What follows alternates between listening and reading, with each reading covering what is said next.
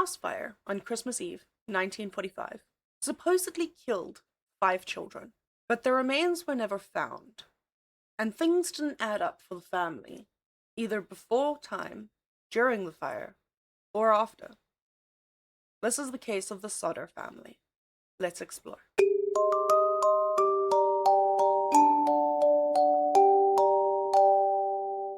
The Sodder family was made up of George and Jenny Sodder and their 10 children. George had immigrated to America from Italy as a teenager, and he had eventually built up a very successful trucking company. He was well known in the area as being outspoken and very hardworking, but he also had extremely intense political views, especially against Mussolini. He was living in Fayetteville, West Virginia, and there was a very small group of Italian immigrants who were still supporting what was going on in Italy. And he was very outspoken about this. But that didn't stop him from still having a successful company, being able to raise a family there, and having, in total, 10 children in this small little town.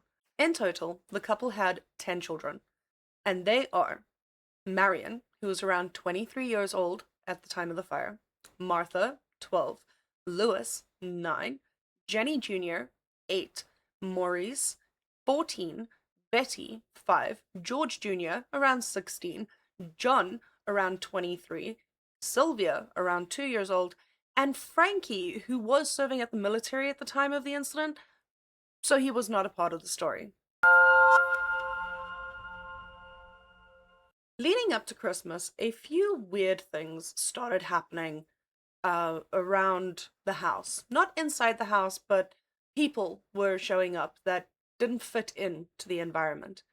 And there was one incident when a man came to visit the Sodder home, and he was trying to sell George some sort of life insurance, and George refused. He was perfectly fine and got into an argument with the salesman.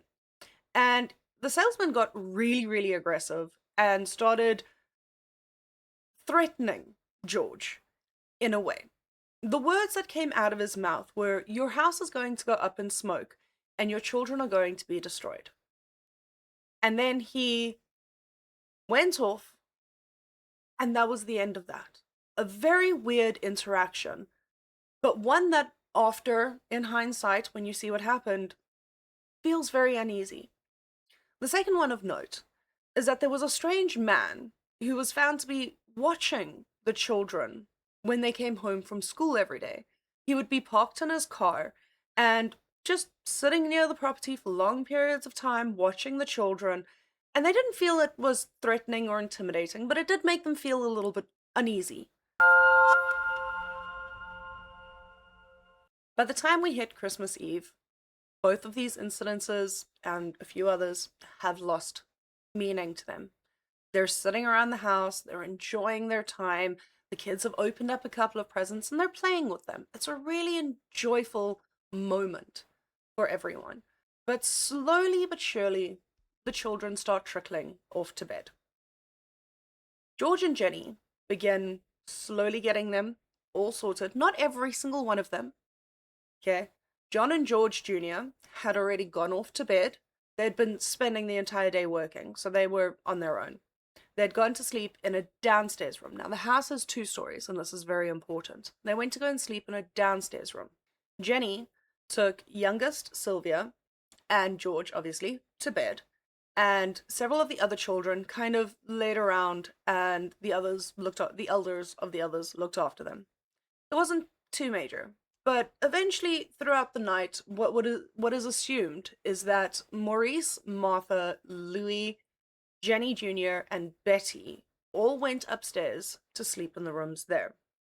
Once the children are in bed, and the house is as quiet as anything, at about 12:30 a.m., Jenny Sodder is woken up by a phone call.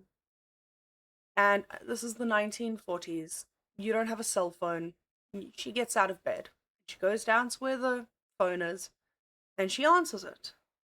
And while she's listening to this weird background noise, there's laughter, there's glasses clinking, there's an awkward distortion of stuff. She all of a sudden hears this female voice pop up and ask if anyone lives there by a name she does not recognize.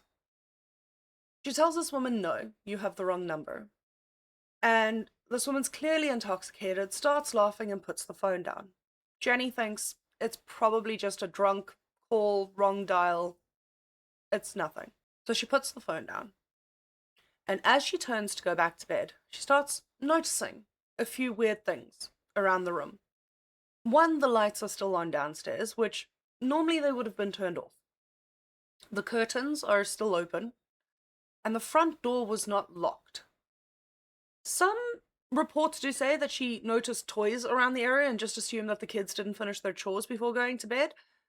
But those three things, the lights, the curtains, and the door, are very interesting. She closes everything up, turns the lights off, and goes back to bed. And 30 minutes after drifting off, she gets awoken again. And this time, she hears a loud thud coming from the ceiling, and what can only be described as something rolling down off the ceiling. Very, very weird. But she doesn't think too much of it, and she tries to drift off again. It wasn't long after she attempted to drift off again that her senses were awoken once more, but this time she could smell something off. Something did not seem right, and having a wooden house, the last thing you want to smell is fire. She gets up and realizes that the entire house is burning. She's freaking out. She grabs young Sylvia as quick as she possibly can. She runs and wakes up George, tells George, hurry, we've got to get the kids out. They run around the house screaming, trying to get to the kids. Okay? Everything is moving so quickly. The entire house is being engulfed in flames. They're choking on smoke. They manage to get Jenny, Sylvia, John, and George out. However, George realizes that there are still kids inside, and he runs back because not everyone's out. And he burns himself trying to get to the stairs to get upstairs to the kids, but it's engulfed in flames. There's no way he's getting through this. And he has no choice but to turn around and leave the house again. And as he leaves, a spur of the moment thought comes to his mind, and he goes, what if I just, what if I find the ladder and use the ladder and hopefully the kids can just climb down the window? He runs outside, he looks for the ladder. The ladder's gone. There's no ladder. He's now absolutely freaking out. It gets to the point where he's now decided he's going to get into his trucks and he's going to drive somewhere and try and get some help. Okay, because during this entire chaos, while he was trying to do everything, Jenny had tried to phone out to see if she can get anyone in, and the phone lines had been cut. There was nothing on the other end. It was dead. So George immediately turns to his trucks, and he gets into the one truck, immediately key in the ignition, and he turns, and it's dead. The truck will not start. In a sheer panic, he decides, fuck it, I cannot deal with this. He goes to the other truck, key in the ignition, turn, it's dead. Both cars are not working. Both trucks have ceased to want to work during this critical time.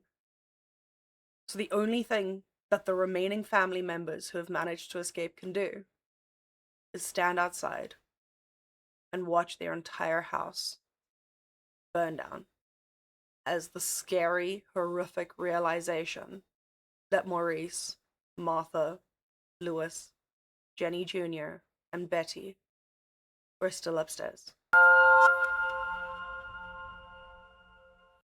According to reports, the fire department only got there about 7 or 8 hours after the initial fire started.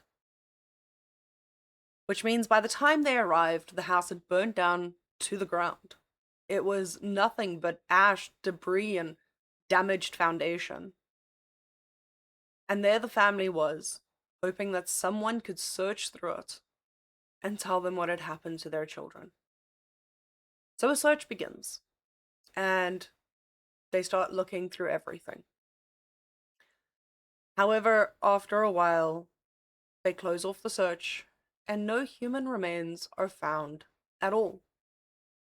And this immediately starts raising red flags for George because he's watched this fire. He saw it happen.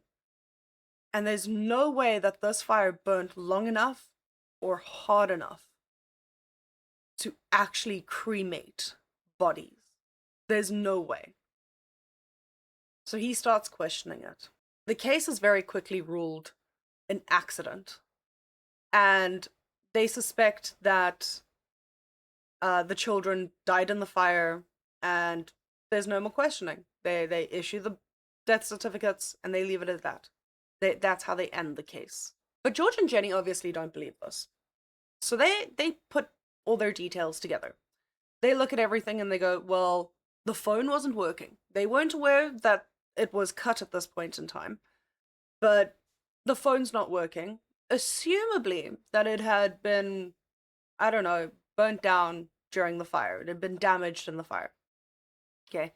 The ladder was missing. The trucks were failing to start. Things just didn't add up. The biggest question that was haunting the Sodder family was basically, where are the remains? 5 children had been burnt and killed in this fire, yet there were no remains. And they started questioning, like, could a typical household fire do this? And they looked up what they could at, like, local places, and they came to the conclusion that a house fire would not be able to cremate bodies like this at all. Then the next thing that kind of didn't add up for them. At one point, investigators claimed to have found like small bone fragments. However, to like later reports, they did not match the timeline of the fire at all. So those were completely thrown out as well. What really solidified something being wrong with this entire fire was when they got the telephone lines repaired. The repairman went up and he was expecting to see the line had been damaged by the fire, or maybe there was like a blowout because of something. And no, when he got to the top, he saw that the line had been cut, like clean cut, which means someone had done it intentionally. And this made George think, okay, well, if these lines had been cut, then 100% someone has planned this fire in advance. But that's not the weirdest. That's like the easiest explanation is like, okay, lines have been cut, somebody's planned this. This case gets even weirder. If we take a look at the ladder that George was trying to find during the fire, that ladder was eventually found in a ditch further down from the house.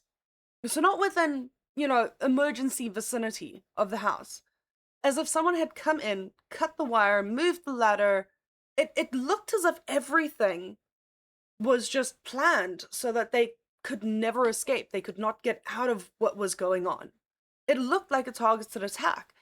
And it would make sense because of where George was politically with everything. George starts thinking, the ladder's gone, the phone line was cut, and to make the trifecta even better, the vehicles didn't work. Which was weird because literally the day before, they were working perfectly fine.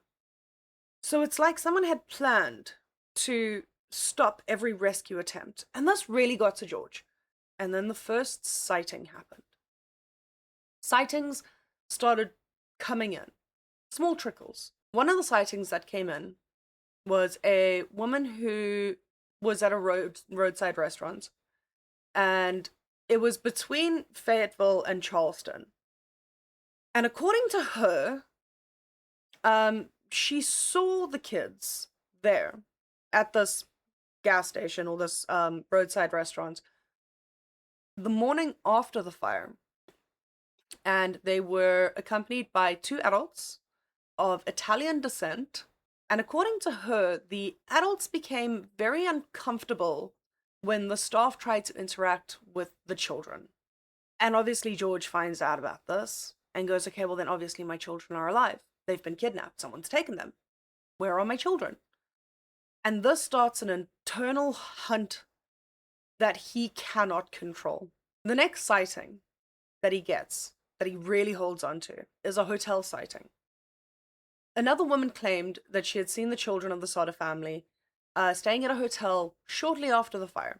According to her, the children were accompanied by adults who seemed to not let anyone close to the children again.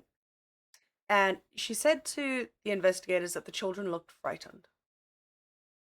So now hearing this, George and Jenny really start looking at things, and they go after every single lead. They do not care where the leads take them. They hunt them down. And absolutely, like they don't care if someone said that the children were seen in the middle of Ethiopia. They would have gotten on whatever way to travel there and gone to try and find it. They did not let anything down. But years passed, and everything led to a dead end. Years have passed in this case. The family has tracked down every lead that they can. George and Jenny have actually put a billboard up. I'll pop it here. A billboard up to try and get leads in, to find out what's happened to their children. And it brings in some leads, and again, they all go nowhere. Until one very weird day, years, absolute years after the fire. According to reports, an envelope addressed to the Sodder family was found, and there was no return address. The only thing inside of the envelope was a picture of a young man, and the family immediately believed that this was Louis Sodder, one of the missing boys. By this time, Louis would have been an adult, and there's only one bit of writing on this entire thing, and there's like a little bit of writing at the back of the photo. And it's a strange message that says, Louis Sodder, I love brother Frankie, little boys, A90132 or 35. They don't know. That too could be a thing. Yeah. The meaning of the message has never been fully understood. Some people believe that it could be a code, maybe a way to reassure the family that like Louis is still alive. But now they're absolutely convinced something has happened. The kids have been kidnapped, and they carry on searching. They search for everything that they can. At one stage, after getting this photo, they decide to turn to a private investigator, and they hire this private investigator, and they tell him everything, and he goes out and he disappears. Just never heard from again. Private investigator. So at this point in time, could have been a scam, could have been something happened to the private investigator, but the private investigator disappears. Like, gone. So they still have no answers. The photo has never been completely confirmed that it's Louis. Obviously, we don't know where he is now, so we can't actually confirm it. But this mystery continues because to this day, they still don't know where these kids are. They don't know what's happened. And that's when we get to some theories. Theory 1 that we have is the children died in the fire. Now, this is the official explanation that is still told by investigators to this day. According to authorities, the 5 missing children died inside the home as the fire spread through the upstairs. They believe the intensity of the heat of the blaze destroyed most of the remains. And why people believe this theory? Well, the house had several hours to burn before it pretty much stopped. Nobody stopped it. It stopped on its own. There's a very big possibility that this could have done something to cremate them, but it just feels as if it wouldn't get rid of every piece of remains. And, well, as we know, no remains were found. Not very little remains were found. No remains were found. So the problem with this theory is that it lacks confirmation of the remains, which is like the biggest issue. Jenny and George both believe that it would not have been hot enough to completely destroy 5 bodies. With everything else that we've discovered, phone line cut, missing ladder, failed trucks, it made everything feel suspicious. And then the later sightings of the children, you can't have sightings of a dead person. That was the issue with the first theory. The second theory that we have is that the children were kidnapped. This theory is mainly through George and Jenny, and this is what they've come to strongly believe. According to the theory, children survived and were removed from the house either before or during the chaos. And the fire may have been set up to like intentionally cover up the kidnapping. Why most people believe this theory is obviously the phone line, the ladder, the trucks, multiple people claiming that they saw the children alive, and the strange photo that was mailed to the family. Okay? But there's problems with this theory as well. Problems are there's never been any definitive proof that the children survived. None of the alleged sightings were ever actually verified, and no confirmed kidnappers were ever identified. Many of the leads ended in dead ends or conflicting stories. And then we have the third theory. And this, I think, is probably my favorite because it would make sense. Because with everything described on like how the family was, aside from the political aspect, I don't see how they would target a family like this. So this is probably, I'm not going to say my favorite theory, but this is the one that I lean towards the most. So theory number 3, retaliation in connection to George Sodder. One of the darker theories surrounding the case involves George Sodder's outspoken criticism about Mussolini. And he was obviously in a very intense Italian community at the time. And with him being outspoken about something that a lot of them were supporting, it caused a lot of conflict. And things got very tense in some stages. The reason people believe that this could be the right theory is the insurance man that threatened him could have been someone who wasn't actually from an insurance company, but someone coming in to just issue a threat under a disguise.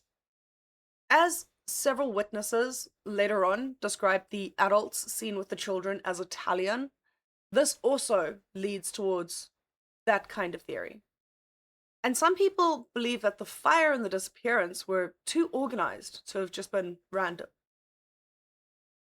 But as usual, there's problems with this theory as well. There's very little evidence supporting it. Very, very little. Much of the theory is based on speculation and rumors that have developed over the years with all the sightings and just with connections of George's past and the sightings of people that the children have been with. There's no direct connection to an organized crime ring in this, and there's nothing that suggests that George's past would lead him to be a part of an organization like that or to have pissed off an organization like that. So that leaves us to bigger questions. No matter what theory we believe, the same questions are left unanswered. What happened to the children? Did they actually die that night? And why would someone target them and do this? Are they still out there somewhere? No matter what really happened on that Christmas Eve, one thing is completely undeniable. George and Jenny have never stopped searching for their children. They have looked everywhere. They have searched beyond the red tape of case closed to try and find answers. And they deserve them.